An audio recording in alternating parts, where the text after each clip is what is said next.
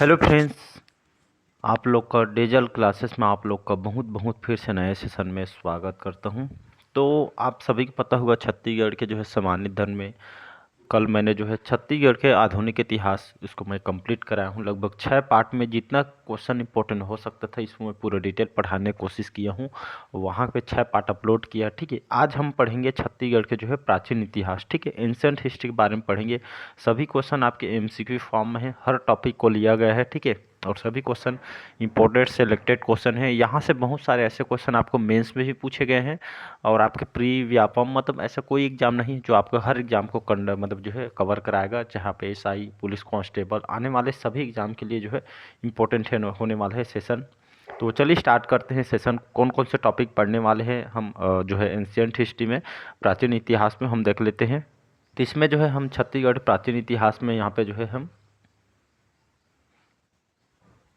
छत्तीसगढ़ के प्राचीन इतिहास में जिसमें हम यहाँ पे जो है पाषाण काल के बारे में यहाँ पे हम पढ़ेंगे। ठीक है, सेकेंड हम वैदिक काल के बड़े हम वैदिक काल के बारे में यहाँ पे पढ़ेंगे। ठीक है, तो छत्तीसगढ़ प्राचीन इतिहास में पाषाण काल, ठीक है, वैदिक काल के बारे में पढ़ेंगे। साथ ही साथ रामायण काल के बारे में हम पढ़ेंगे। चौथा आपका जो है महाभारत। ठीक है, महाभारत। ठीक है, महाभारत काल के बारे में हम पढ़ेंगे। ठीक है, पांचवा आपका जो है महाजनपद काल। ठीक है, महाजनपद काल, इसके बारे में हम पढ़ेंगे। इसके बाद हम जो है छठवा आपका मौर्य काल। ठीक है, सातवां सातवाहन काल। ठीक है, सातवाहन काल। ठीक है, सातवाहन काल आठवां। इसके बाद हम कुषाण वंश पढ़ेंगे। ठीक है, कुषाण वंश। नौवां जो टॉपिक है आपका मेघ वंश, मेघ वंश। इसके बाद हम जो है वाकटक वंश, वाकटक वंश के बाद जो है ये जो है 10वां जो है आपका गुप्त काल। ठीक है, गुप्त काल। 11वां आपका राजर्षि तुल्यकुल वंश जो छत्तीसगढ़ की प्रथम स्थानीय राजवंश है।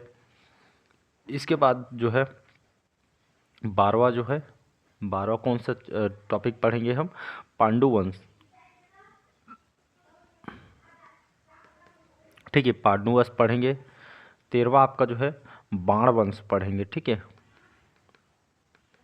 बाण वंश। 14 आपका जो है सोमवंशी शासक। ठीक है, सोमवंशी या सोमवंश के जितने भी शासक हम उनके बारे में पढ़ेंगे। तो ये जो है 14 टॉपिक सभी एमसीक्यू फॉर्म में है, पूरा आपको डिटेल पढ़ाया जाएगा, कोई भी टॉपिक नहीं छोड़ा जाएगा। ठीक है, और जैसे सेशन होता है इसके बाद जो है हम छत्तीसगढ़ के मध्यकालीन इतिहास के बारे में पढ़ेंगे। ठीक है, इसके बाद हम जो जनगणना, पंचायती राज हम लास्ट में हम पढ़ने वाले हैं। ठीक है, जितना क्वेश्चन जो तैयार हुए हैं सभी लेटेस्ट पैटर्न पे है। ठीक है, और सभी एमसीक्यू फॉर्म में है, उसमें आपको डिटेल पढ़ाया जाएगा। ठीक है जी, और ये हमारा प्राचीन इतिहास का फर्स्ट पार्ट है। ठीक है जी, इसको पार्ट वाइज अपलोड करते जाऊंगा, तो आप जो है पार्ट वाइज देखते जाइएगा। ठीक है, तो सभी आपके जो है एमसीक्यू फॉर्म में है। यहाँ पे जो है सभी क्वेश्चन जो बहुत मेहनत से तैयार हुए हैं। चलिए तो पहला क्वेश्चन स्टार्ट करते हैं। ठीक है, बाकी जो है छत्तीसगढ़ के जो पर्यटन स्थल है उसमें भी मतलब जो जितने की जो पर्यटन स्थल उसको पूरा पढ़ाया गया है। बोतल्ला का गुफा कहाँ पे है, रायपुर, रायगढ़, राजनांदगांव या बिलासपुर। ठीक है, याद रखिएगा।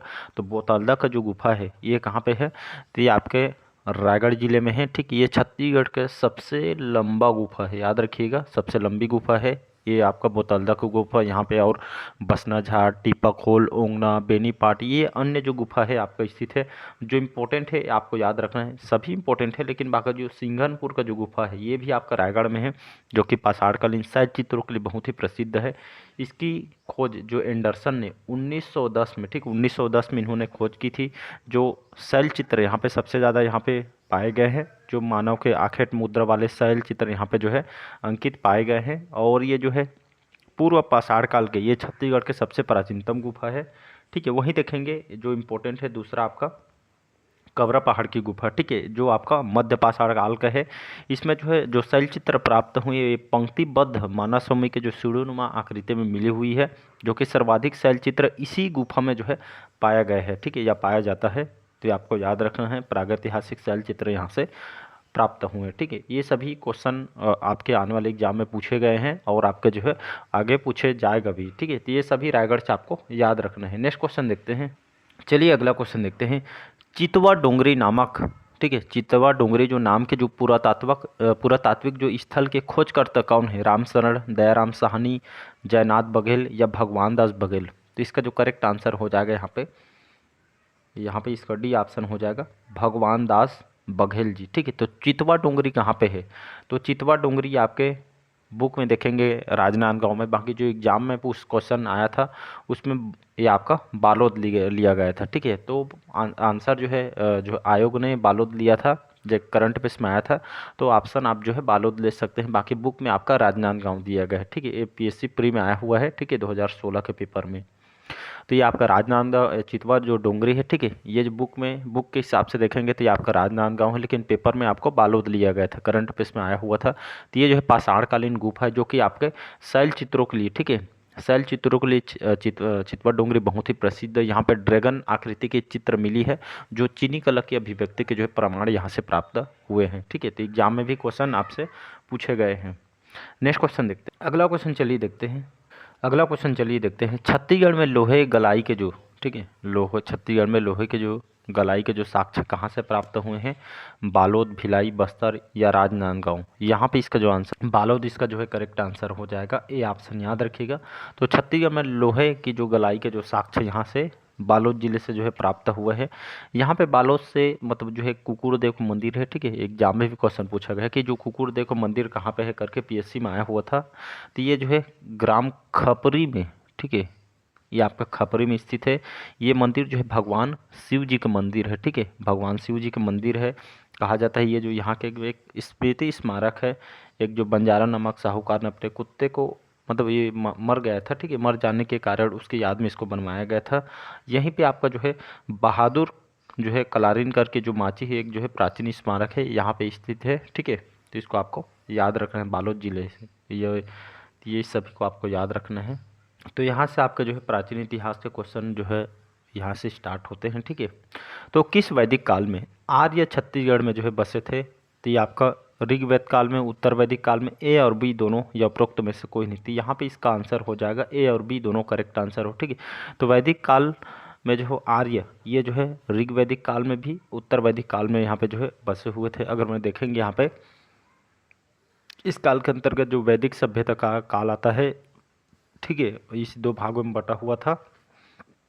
तो आपका ऋग्वैदिक काल ये लगभग 1500 से 1000 ईसा पूर्व, ये आपका ऋग्वैदिक काल है। वहीं उत्तर वैदिक काल के बारे में बात करूं, 1000 से लेकर 600 ईसा पूर्व, ये आपका जो है उत्तर वैदिक काल के अंतर्गत है। वहीं ऋग्वेद के काल के बारे में बात करूँ, मतलब इस काल में ऋग्वेद का जो है रचना हुआ है, लेकिन सभ्यता के निर्माता तथा नर्मदा जो है आर्य इस काल में पंचनद क्षेत्र, मतलब उत्तर भारत तक ये जो है आपका फैला हुआ था, विस्तृत है। अतः ऋग्वेद में छत्तीसगढ़ का वर्णन यहाँ पे जो है नहीं मिलता है। बाकी उत्तर वैदिक काल में देखेंगे तो 1000 से लेकर 600 ईसा पूर्व ये उत्तर वैदिक काल है। इस काल में जो है आर्यों का विस्तार मध्य भारत में होने लगा।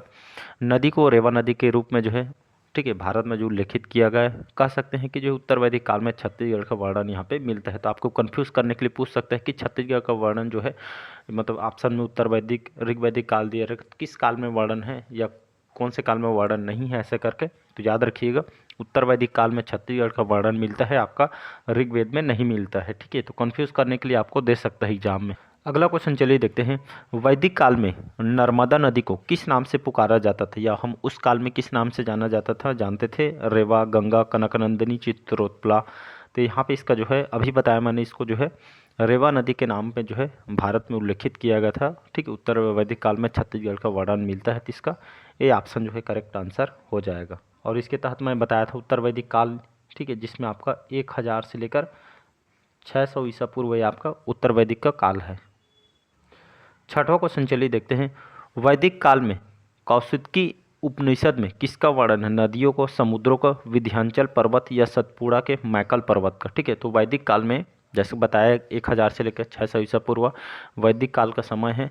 तो कौशिकी जो उपनिषद में किसका वर्णन है, जो उपनिषद में बताया गया है, तो ये जो है विंध्याचल पर्वत के बारे में इस उपनिषद में यहाँ पे वर्णन किया गया है। सी ऑप्शन जो है करेक्ट आंसर हो जाए। चलिए अगला क्वेश्चन देखते हैं, 7वां क्वेश्चन, कि रामायण के समय छत्तीसगढ़ को किस नाम से जाना जाता था? कौशल, दक्षिण कौशल, श्रावस्ती या दनकारण्य? तो यहाँ पे इसका आंसर हो जाएगा आपका दक्षिण कौशल। ठीक है, तो रामायण काल अगर पढ़ेंगे, इस काल में छत्तीसगढ़ का नाम था दक्षिण कौशल।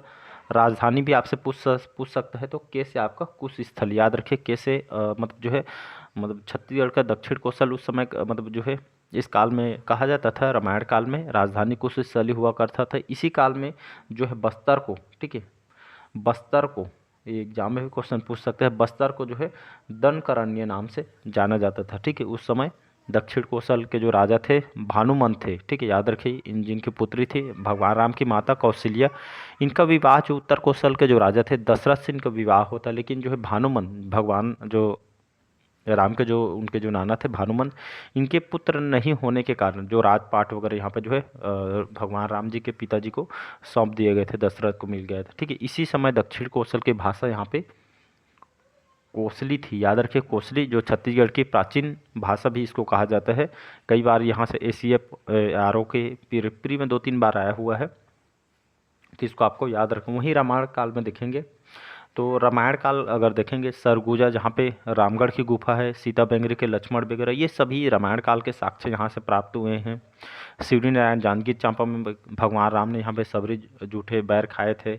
ये पंचवटी जो कांकेर जिले के अंतर्गत आती है, यहाँ पे जो है सीताहरण का जो है उल्लेख मिलता है। वही वाल्मीकि आश्रम जो महासमुंद में है, ठीक है, लव कुश के जन्म स्थल भी कहा जाता है। ठीक है, बस्तर जो दनकारण्य, यहाँ पे भगवान राम ने यहाँ पे वनवास के दौरान कुछ समय यहाँ पे जो है व्यतीत करते हुए, बहुत सारे जो ऐसे साक्ष्य हैं जो है रामायण काल से हमको मतलब उनके बारे में हमको पता चलता है। ठीक है, तो ये सभी साक्ष्य यहाँ पे जो है मतलब है, तभी तो यहाँ पे जो है साक्ष्य पाए हुए हैं भाई।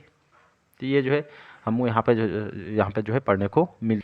अगला क्वेश्चन देखते हैं, रामायण काल में छत्तीसगढ़ की राजधानी क्या थी? श्रावस्ती, मणिपुर, आरंग या राजिम?